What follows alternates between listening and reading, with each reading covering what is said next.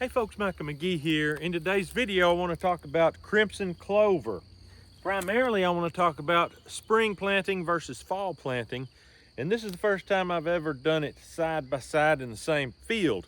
Reason for that is because we cut this early in the fall for silage, and we picked this corn late. I can't even remember what month it was, but it seems like it was just before all that snow came in December or something like that.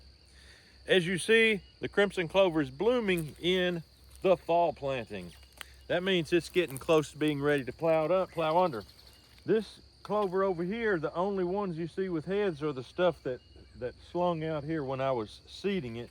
This right here is the clover that I planted in the spring.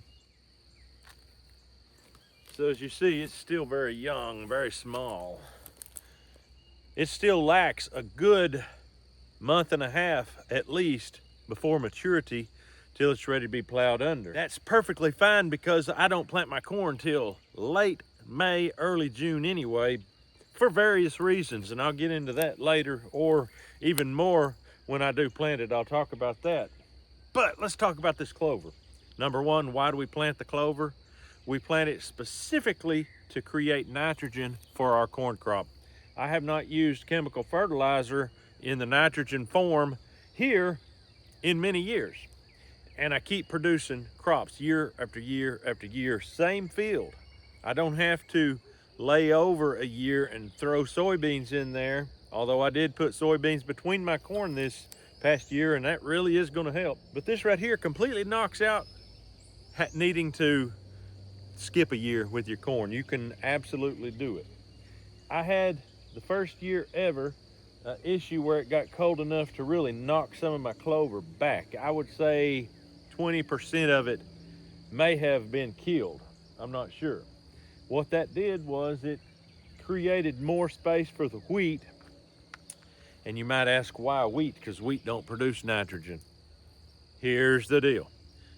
The wheat works as a nurse crop for the clover, but it also is a trigger crop that sends a message to that clover saying, we need you to produce more nitrogen.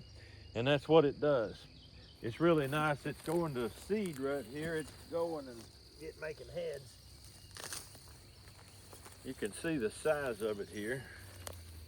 So that's a pretty decent crop. I had it a little taller last year, I believe.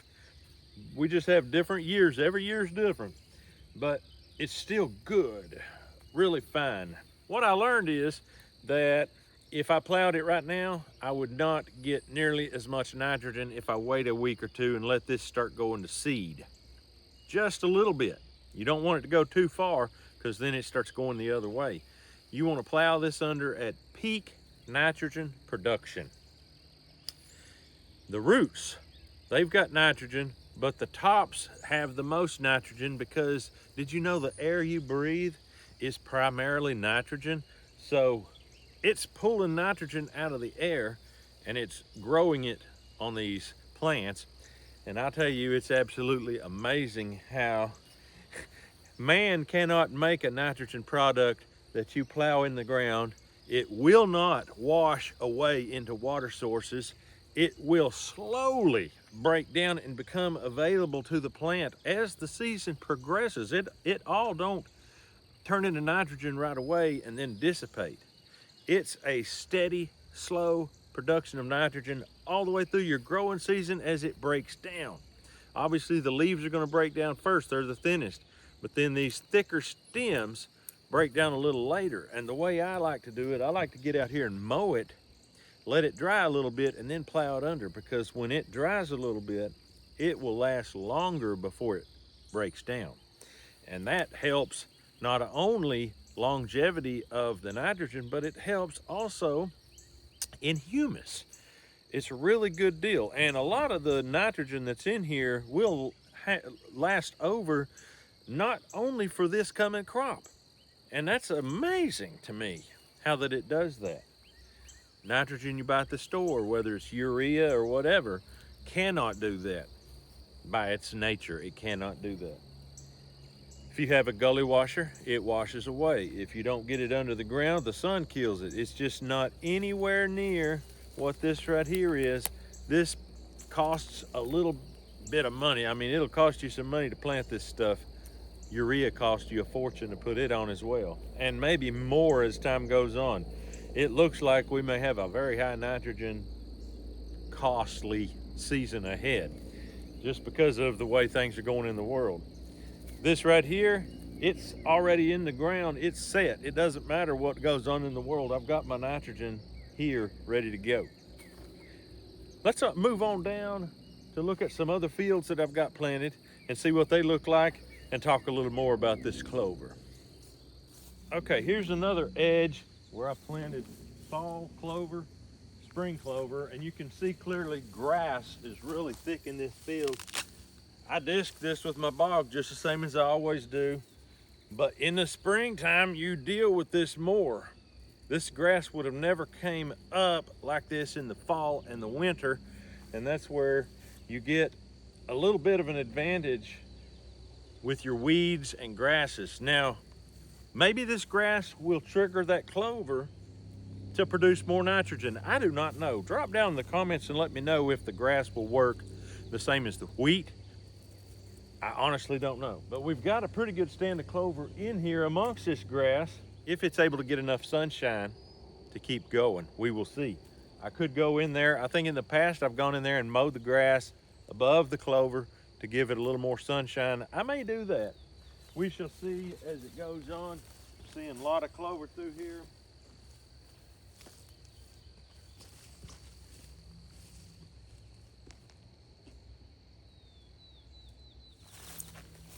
I've got a dandy stand of clover in here, but I'm not seeing that much wheat. Maybe the grass will take up in the place of the wheat, help the clover fixate that nitrogen. Let's go see some more fields. This is the field where I put the ashes. This is the edge I put the ashes on back in the fall. What you see right here is a product of my wheat didn't start coming out until I got up there. So I didn't get any wheat much planted here. That shows you how much clover is here, because I didn't plant the clover and the wheat at the same time in the hopper. I did my clover and then I planted my wheat. So you can see right here, I'm kind of glad it did that. You can see how much clover is in this field throughout. The wheat just kind of covers it up and makes it where you can't see it clearly, but it's there. So I'm excited about this field. The strip where I threw the ashes needs less lime. I got it soil tested. It still called for a teeny pinch of lime, but this called for a ton per acre or thereabouts. So it made a significant difference. And obviously I planted it in the fall. That's why it's got this look. It's ready to go. Oh, I see some white heads. So I just reached down and picked these all together. They were growing together. I like that. White crimson clover. Is it crimson if it's white? I don't think so. I see that in a lot of my fields. I'll see one or two white ones, just an anomaly. And I think last year somebody told me that they do sell white crimson clover. You can get that seed. In the past, I had just absent-mindedly thought, I should save those when they go. I should mark them, save them, and try to get a white crimson clover started. But talk about a waste of time. I don't have that kind of time. Let's go down here to the potato field. I planted my latest crop of clover there. That's the latest I planted. And I think it was in March, perhaps, end of February, March, something like that. That was a late one. Let's go look at that. All right, so the first thing you notice is the potatoes are up really nicely. And we've hardly got any rain since we planted them, but there was a lot of moisture in the ground already. And they're looking superb. Sometimes a dry year will scare a farmer, whereas a wet year actually hurts the farmer. That's a saying that I've heard quoted many times. So to be on the drier side is okay. We can get along with that. We just need some rain. To be honest with you, we do need rain. There's cracks in the ground, and the grass has kind of stopped growing somewhat. But my clover I planted late is up. It's the smallest clover I've got. It's going to be highly interesting to see when it comes to maturity, when I can plow it and get my corn in the ground.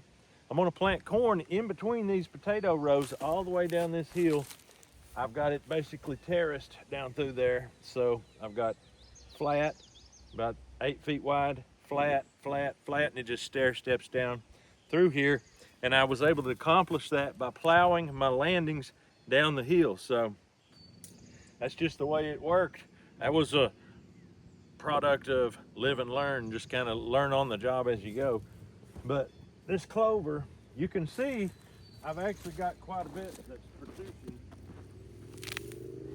This clover here is volunteer from seeds from clover I planted last year. So I didn't even buy the seed that grew this. It's volunteer from plants that I did buy the seed from.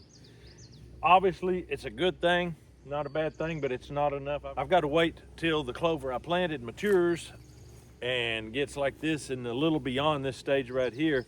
This is starting to try to go to seed. See how the red is on top and the bottoms are starting to shrivel up? So it's probably a week away from being all green looking and then going the other way, turning brown looking. But it's exciting. I'm excited about it. Let me tell you, I've got just absolutely good looking field right here. I'm very proud of it. Looking forward to not only getting potatoes out of it, but corn. Some people thought I'd stop growing potatoes when I went on the carnivore diet. Not true. The rest of my family still eats potatoes and stuff, and I'm a big believer in having food on hand. You need to have food on hand in bulk so you have something to eat, because the grocery store may not always have it. So anyway, there you go. That is my clover video 2026, fall planting versus spring planting. If I could do it the way I really would like, I would plant all of it in the fall, but it just does not work out to do that when I do the way I do. Some of it goes to silage, some of it gets picked in the middle of the winter, right in the harshest part of the winter, and I don't want to waste my seed, so I hold on to it until we get some decent weather. And it's gonna go, it's gonna make. I'm excited about it. It will not be long till you see this in full bloom getting plowed under. The beekeepers will hate me. Corn growers will be wondering about me. I kind of like it myself. It works good. I've been doing it for years. Very consistent. On a completely unrelated note, I was sitting on the other side of the orchard over there early this morning turkey hunting. Never saw a turkey. Went home and ate breakfast. Came over here to make this video. And I even shot all the video you saw up to this point until I got right there.